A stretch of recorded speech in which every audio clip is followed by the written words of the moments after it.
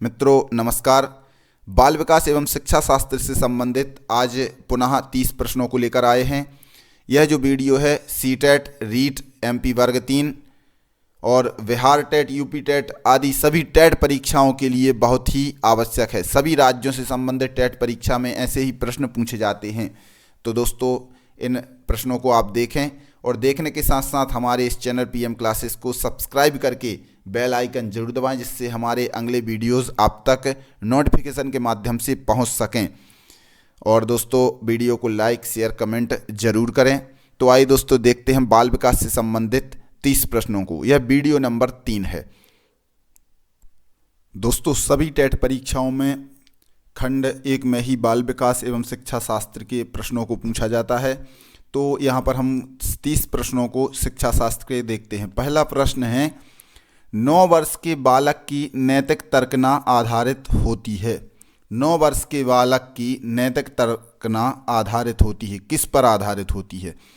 किसी कार्य के भौतिक परिणाम उसकी अच्छाई या बुराई को निर्धारित करते हैं, या फिर कोई कार्य सही होना इस बात पर निर्भर करता है कि उससे व्यक्ति की अपनी आवश्यकता पूर्ति होती है। नियमों का पालन करने के बदले में कुछ लाभ मिलना चाहिए। सही कार्य वह है जो उस व्यक्ति के द्वारा किया जाए जो अन्य व्यक्तियों को अपने व्यवहार से प्रभावित करता है। तो दोस्तों इसका जो सही आंसर है वह है पहला इसका यह राइट आंसर है। किसी कार्य के भौतिक परिणाम उसकी अच्छाई या बुराई को निर्धारित करते हैं। यह 9 वर्ष के बालक की नैतिक तर्कना इस पर आधारित होती है। किसी कार्य के भौतिक परिणाम उसकी अच्छाई या बुराई को निर्धारित करते हैं। अगला प्रश्न,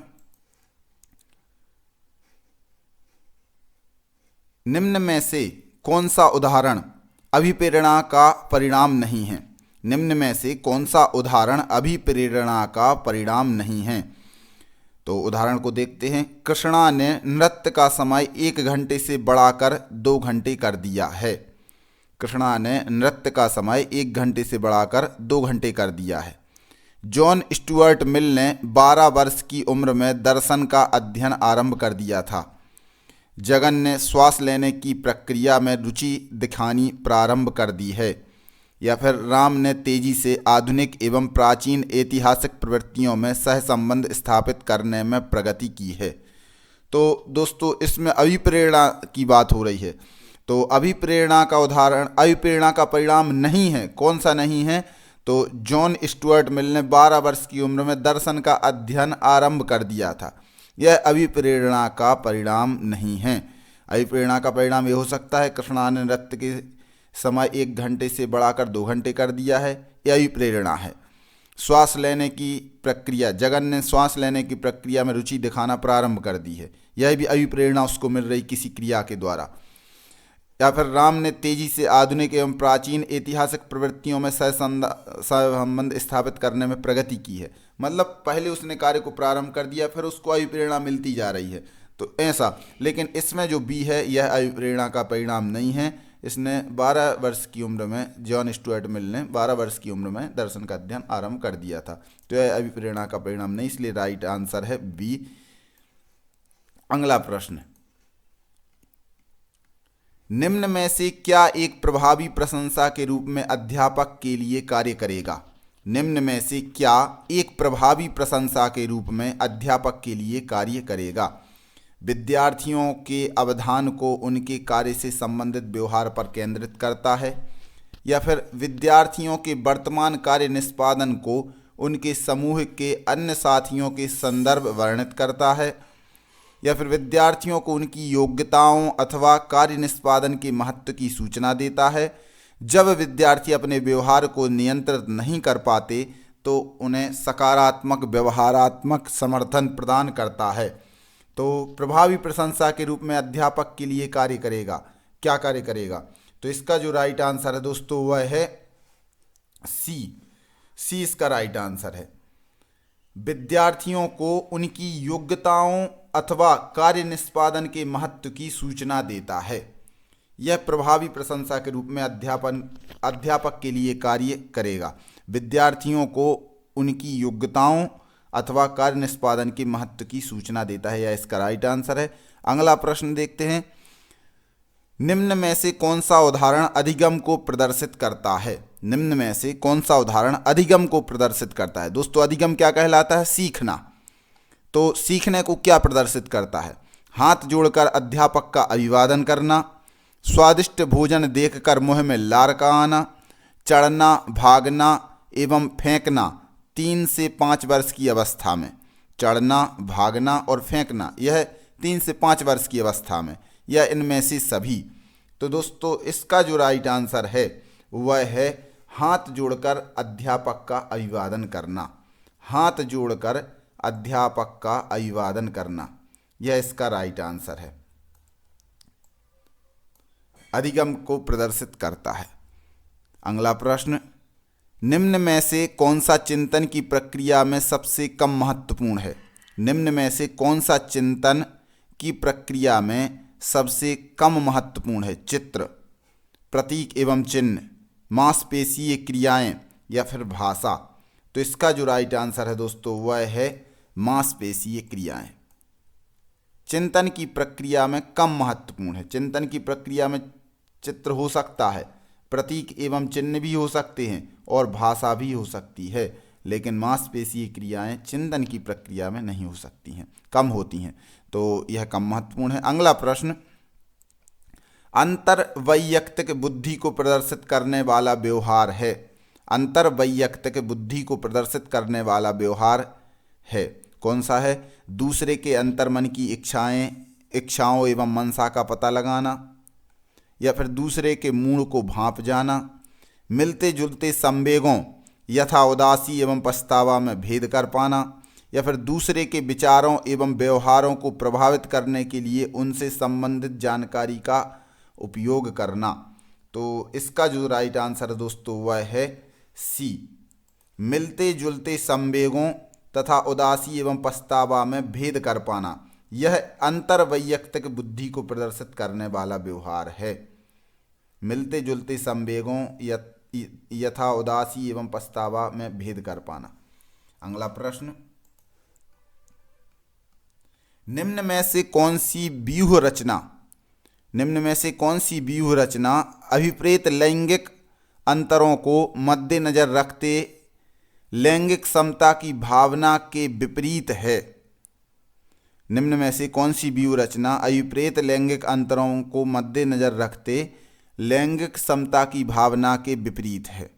तो इसका जो राइट आंसर है दोस्तों, पहले तो हम ऑप्शन देख लेते हैं। विद्यार्थियों को बताएं कि रूढ़िबद्ध विषयों में सफलता हासिल करते हैं, या फिर प्रारंभिक विद्यालयी वर्षों में लड़के एवं लड़कियों में शारीरिक एवं गामक कौशलों के विकास की संभाव्य क्षमता समान होती है। लड़कों को समस्याओं के समाधान और विश्व पर नियंत्रण रखने के लिए उनकी योग्यता पर उनको आत्मविश्वास विकसित करने के लिए सहयोग प्रदान करें, या फिर लड़के एवं लड़कियां दोनों को कम आक्रामक एवं एक दूसरे के साथ अंतःक्रिया करने के सम्मत सामाजिक तरीकों को सिखाया जाए। तो यहाँ पर व्यूह रचना को बताना है, तो इसका जो राइट आंसर है दोस्तों वह है सी इसका राइट आंसर है। लड़कों को समस्याओं के समाधान और विश्व पर नियंत्रण रखने के लिए उनकी योग्यता पर उनको आत्मविश्वास विकसित करने के लिए सहयोग प्रदान करें। यह सही व्यूह रचना है। अभिप्रेत लैंगिक अंतरों को मद्देनजर रखते लैंगिक समता की भावना के विपरीत है। तो क्या है? वह है लड़कों, सी वाला इसका राइट आंसर है। अगला प्रश्न, एक अध्यापक किसी भी समूह में समुदाय आधारित व्यक्तिगत विभिन्नताओं को समझ सकता है। एक अध्यापक किसी भी समूह में समुदाय आधारित व्यक्तिगत विभिन्नताओं को समझ सकता है। आँखों के संपर्क के आधार पर, बुद्धि के आधार पर, भाषा एवं अभिव्यक्ति के आधार पर, या गृह कार्य के आधार पर। तो एक अध्यापक किसी भी समूह में समुदाय आधारित व्यक्तिगत विभिन्नताओं को समझना है। समुदाय में जो व्यक्तिगत विभिन्नता है उसको समझने के लिए क्या करेगा? तो भाषा एवं अभिव्यक्ति के आधार पर वह समझ सकता है। यह इसका राइट आंसर है सी, भाषा एवं अभिव्यक्ति के आधार पर वह वैयक्तिक विभिन्नताओं को समझ सकता है। जब एक समूह में कई प्रदेश के छात्र होंगे, एक महाराष्ट्र का है, एक कन्नड़ वाला है, एक तमिल वाला है और एक हिंदी भाषी है उत्तर भारत का। तो ऐसे कई जब छात्र मिलते हैं तो उनको हम कैसे समझ पाते हैं? भाषा एवं अभिव्यक्ति के आधार पर ही उनको समझ पाते हैं, उनकी वैयक्तिक भिन्नताओं को समझ पाते हैं। अगला प्रश्न, सृजनशीलता के पोषण हेतु एक अध्यापक को अपने विद्यार्थियों को रखना चाहिए। सृजनशीलता के पोषण के लिए एक अध्यापक को अपने विद्यार्थियों को रखना चाहिए। कैसा रखना चाहिए विद्यार्थियों को? कार्य केंद्रित, लक्ष्य केंद्रित, कार्य केंद्रित एवं लक्ष्य केंद्रित, या फिर पुरस्कार प्रेरित? तो इसका जो राइट आंसर है दोस्तों वह है पहला, कार्य केंद्रित रखना चाहिए। कार्य केंद्रित, कार्य में केंद्रित होगा तो लक्ष्य अपने आप, तो कार्य केंद्रित होगा तो लक्ष्य अपने आप प्राप्त होता है, इसलिए इसका उत्तर है कार्य केंद्रित। अगला प्रश्न, बालकों की देखभाल निम्न में से कौन सी विशेषता सामाजिक रूप से वंचित वर्ग के विद्यार्थियों की नहीं है? निम्न में से कौन सी विशेषता सामाजिक रूप से वंचित वर्ग के विद्यार्थियों की नहीं है? तो बालकों की देखभाल के अनुभव उन्हें स्कूल के लिए प्रभावशाली ढंग से तैयार नहीं करते, या फिर नियमित स्वास्थ्य संबंधी देखभाल नहीं मिलती, या फिर व्यापक एवं विविध अनुभवों को प्राप्त करने का मौका नहीं मिलता, या फिर विद्यालय में अच्छा करने के लिए अभिप्रेरित नहीं किया जाता है। तो इसका जो राइट आंसर है दोस्तों वह है बी, नियमित स्वास्थ्य संबंधी देखभाल नहीं मिलती। नियमित स्वास्थ्य संबंधी देखभाल नहीं मिलती है। सामाजिक रूप से वंचित वर्ग के विद्यार्थियों को नियमित स्वास्थ्य संबंधी देखभाल नहीं मिलती है। अगला प्रश्न, क्रियात्मक अनुसंधान मौलिक अनुसंधान से भिन्न है।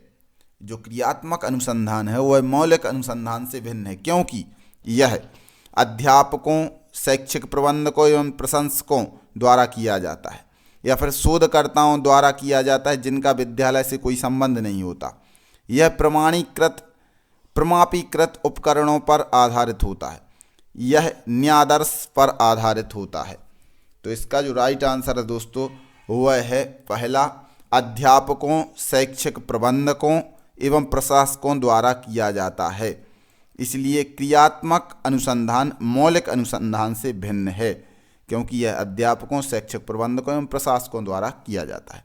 अगला प्रश्न, क्रियात्मक अनुसंधान क्या कहलाता है? तो उसको बता रहे हैं कौन सा सही है। क्रियात्मक उपकल्पनाओं का निर्माण समस्याओं के कारणों पर आधारित है, या फिर क्रियात्मक उपकल्पनाओं का निर्माण किसी तर्कयुक्त विवेक पर आधारित है, या फिर क्रियात्मक उपकल्पनाओं का निर्माण इस प्रकार किया जाता है ताकि उनकी सांख्यिकीय सत्यापन किया जा सके, या फिर क्रियात्मक उपकल्पनाओं का निर्माण नहीं किया जाता।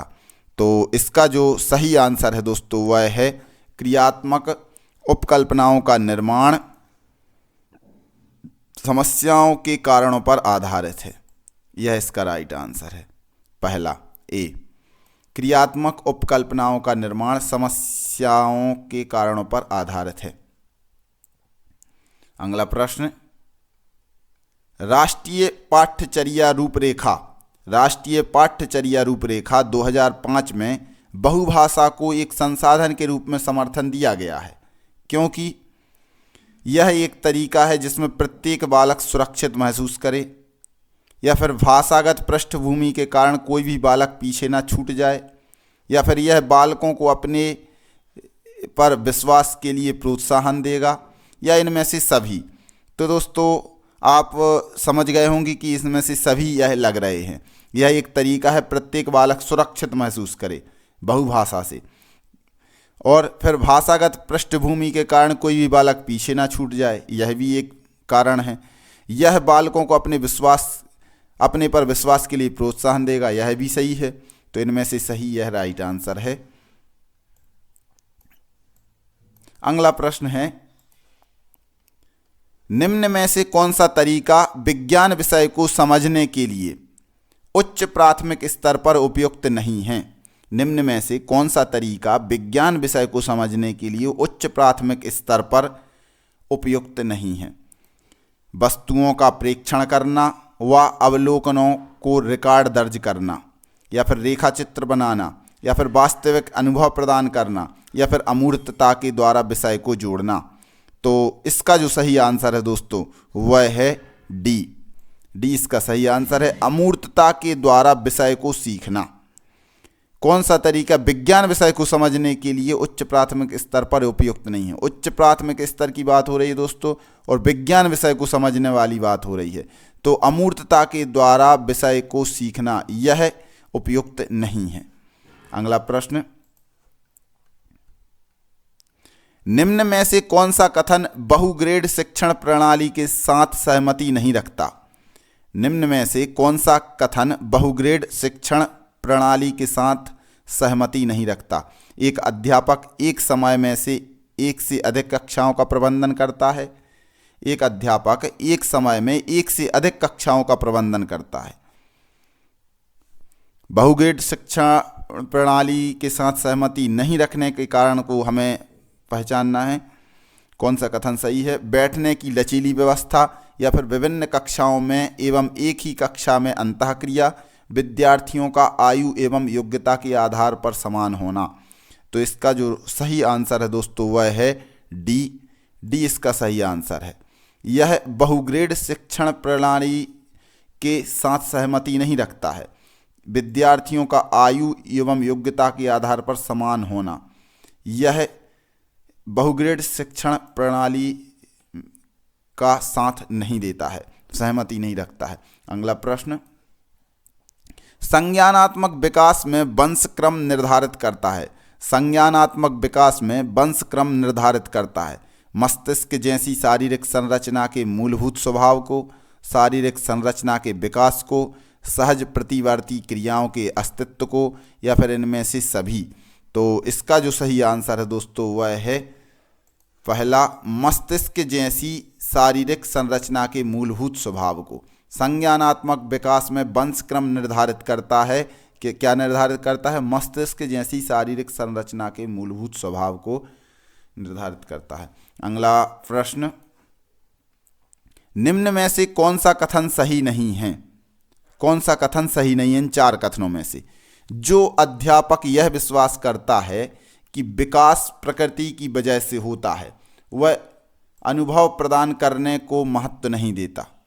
दूसरा, प्रारंभिक अनुभव महत्वपूर्ण होते हैं और अध्यापक का हस्तक्षेपण भी महत्वपूर्ण होता है। तीसरा, प्रारंभिक जीवन की नकारात्मक घटनाओं के प्रभाव से कोई भी अध्यापक बचाव नहीं कर सकता। या फिर अगला है, व्यवहारात्मक परिवर्तन के संदर्भ में विकास वातावरणीय प्रभावों के फलस्वरूप होता है। तो इसका जो सही आंसर दोस्तों है वह है सी। सी इसका सही आंसर है। प्रारंभिक जीवन की नकारात्मक घटनाओं के प्रभाव से कोई भी अध्यापक बचाव नहीं कर सकता। कोई भी अध्यापक क्या बचाव नहीं कर सकता? प्रारंभिक जीवन के नकारात्मक घटनाओं के प्रभाव से कोई भी अध्यापक बचाव नहीं कर सकता। इस प्रकार इसका जो सही आंसर है दोस्तों वह है सी। अगला प्रश्न है, निम्न में से कौन सी विशेषता परिपक्वता को अधिगम से अलग करती है? निम्न में से कौन सी विशेषता परिपक्वता को अधिगम से अलग करती है? यह एक स्वाभाविक प्रक्रिया है, यह अभ्यास पर निर्भर करती है, यह प्रेरकों पर निर्भर करती है, यह जीवन पर्यंत चलने वाली प्रक्रिया है। तो इसका सही आंसर है दोस्तों पहला, यह एक स्वाभाविक प्रक्रिया है। स्वाभाविक प्रक्रिया है। क्या स्वाभाविक प्रक्रिया है? अधिगम। निम्न में से कौन सी विशेषता परिपक्वता को अधिगम से अलग करती है? परिपक्वता को अधिगम से अलग करती है। तो यह एक स्वाभाविक प्रक्रिया है। अगला प्रश्न,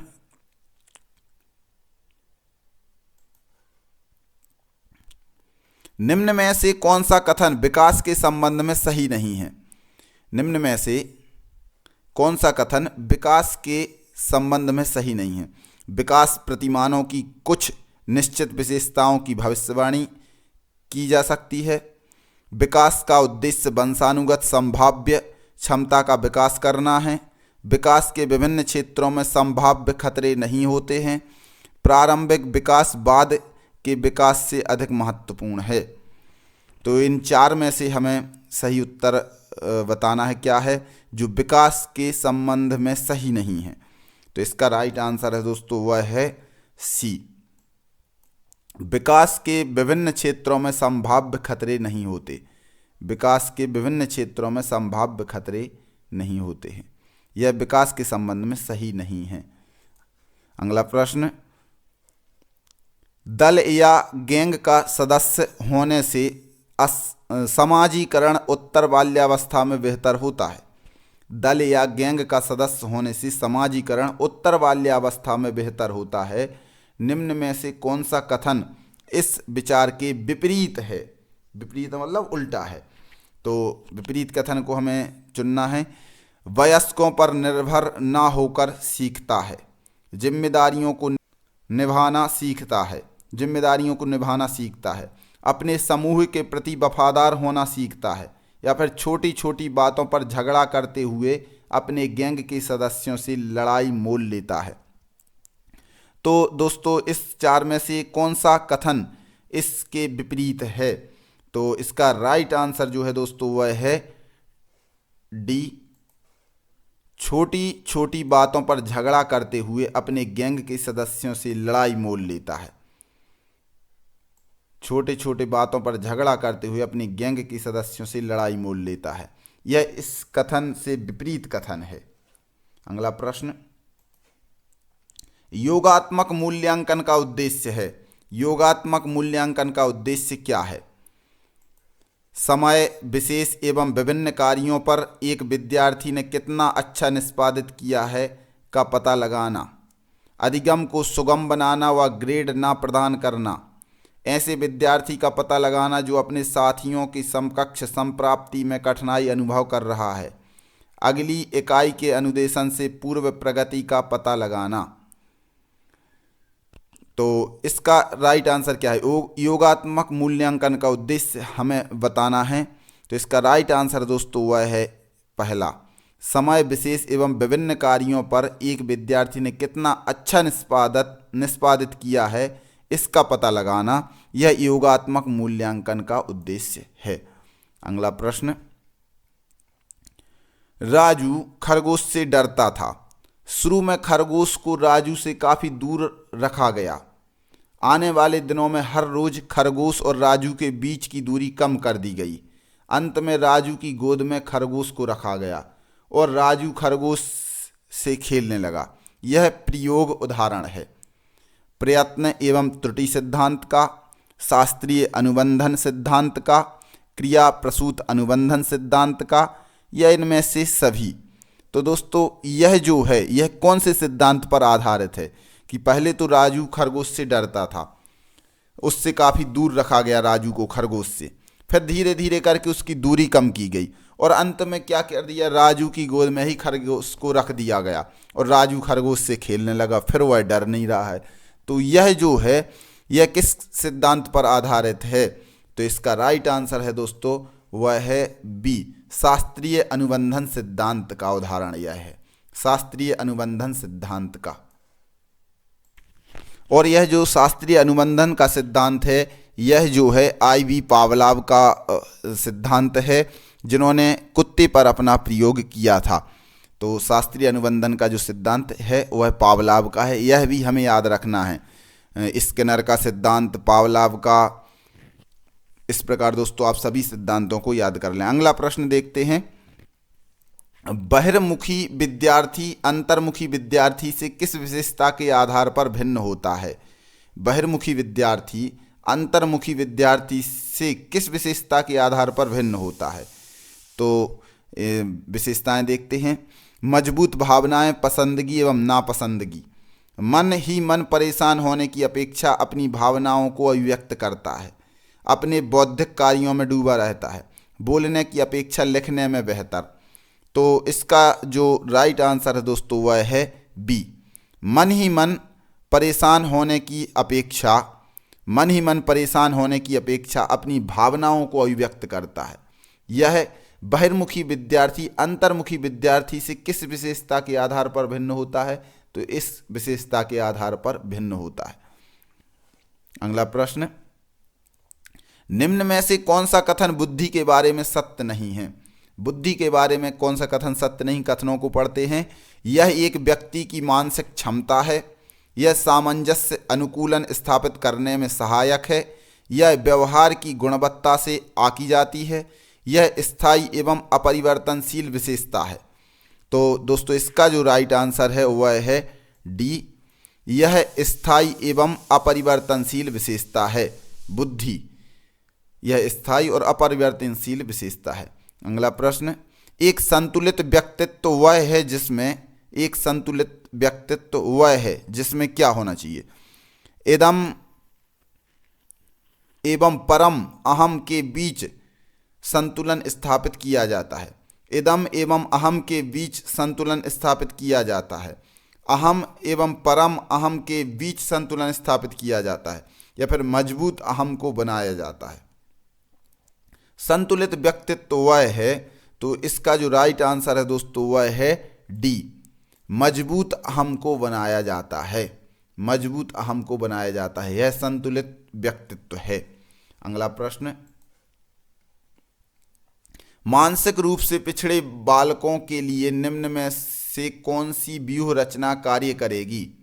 मानसिक रूप से पिछड़े बालकों के लिए निम्न में से कौन सी व्यूह रचना कार्य करेगी? कार्यों को मूर्त रूप से समझाना, विद्यार्थियों को लक्ष्य निर्धारित करने के लिए प्रोत्साहित करना, स्व अध्ययन के अवसर प्रदान करना, सहायता के लिए बाहर से संसाधनों को प्राप्त करना। तो इसका राइट आंसर है दोस्तों वह है ए इसका राइट आंसर है। कार्यों को मूर्त रूप से समझाना, कार्यों को मूर्त रूप से समझाना, यह मानसिक रूप से पिछड़े बालकों के लिए व्यूह रचना का कार्य करेगी। अगला प्रश्न, नृत्य, ड्रामा एवं शिल्पकला का प्रयोग किया जाता है। नृत्य, ड्रामा एवं शिल्पकला का प्रयोग किया जाता है विशिष्ट गुणों के विकास हेतु, व्यक्तित्व को ढालने के लिए, दबी एवं बर्दाश्त न की जा सकने वाले अंतर्नोद के प्रगटीकरण हेतु, या इनमें से सभी। तो दोस्तों इसका जो राइट आंसर है वह है इनमें से सभी। यह सभी नृत्य, ड्रामा और शिल्पकला का प्रयोग, इन सभी का नृत्य, ड्रामा और शिल्पकला में प्रयोग किया जाता है। अगला प्रश्न, वर्तनी, वाचन एवं गणना में कठिनाई सामान्य बुद्धि एवं अच्छी अनुकूलनात्मक योग्यता विशेषता है। धीमी गति से सीखने वालों की, सामान्य औसत अधिगमकर्ता की, मानसिक रूप से पिछड़े बालकों की, अधिगम निर्योग्य बालकों की। तो इसका जो राइट आंसर है दोस्तों अधिगम निर्योग्य बालकों की, यह इसका राइट आंसर है, अधिगम निर्योग्य बालकों की। वर्तनी, वाचन और गणना में कठिनाई सामान्य बुद्धि एवं अच्छी अनुकूलनात्मक योग्यता विशेषता है, तो अधिगम निर्योग्य बालकों की, अधिगम के योग्य जो बालक नहीं हैं ऐसे बालकों की। अगला प्रश्न, फा एवं वा, माँ एवं ना अक्षरों की ध्वनियों में अंतर ना कर पाना अधिगम की समस्या संबंधित है। किससे संबंधित है? अवधान केंद्रण की, स्मृति की, प्रत्यक्षीकरण की, या इनमें से सभी। तो दोस्तों इसका जो राइट आंसर है वह है प्रत्यक्षीकरण की, प्रत्यक्षीकरण की। फा एवं बा, माँ एवं ना अक्षरों की ध्वनियों में अंतर ना कर पाना अधिगम की समस्या संबंधित है प्रत्यक्षीकरण की। अगला अंतिम प्रश्न है दोस्तों, निःशुल्क एवं अनिवार्य शिक्षा का बालकों का अधिकार। निःशुल्क एवं अनिवार्य शिक्षा का बालकों का अधिकार 2009 के अंतर्गत किसी भी अध्यापक को निम्न में से किस कार्य के लिए नहीं लगाया जा सकता? 10 वर्ष पश्चात होने वाली जनगणना में, आपदा राहत कार्य में, चुनाव संबंधी कार्य में, पल्स पोलियो कार्यक्रम में। तो इसका जो राइट आंसर है दोस्तों वह है डी, पल्स पोलियो कार्य में अध्यापक को नहीं लगाया जा सकता। 2009 के अंतर्गत जो बालकों को अनिवार्य शिक्षा का अधिकार मिला था उसके अंतर्गत यह निश्चित हुआ था कि पल्स पोलियो कार्यक्रम में अध्यापकों को नहीं लगाया जाएगा। इस प्रकार दोस्तों ये 30 प्रश्न बाल विकास एवं शिक्षा शास्त्र से संबंधित हुए। तो दोस्तों वीडियो कैसी लगी आप कमेंट बॉक्स में जाकर के ज़रूर बताएं। और दोस्तों आप हमारे चैनल पीएम क्लासेस को सब्सक्राइब करके बेल आइकन को जरूर दबाएं, जिससे नोटिफिकेशन के माध्यम से हमारे वीडियोस आप तक पहुंच सकें। तो दोस्तों, आपने यह वीडियो देखी, आप मित्रों को भी शेयर करें, लाइक करें, कमेंट करें। जय हिंद दोस्तों।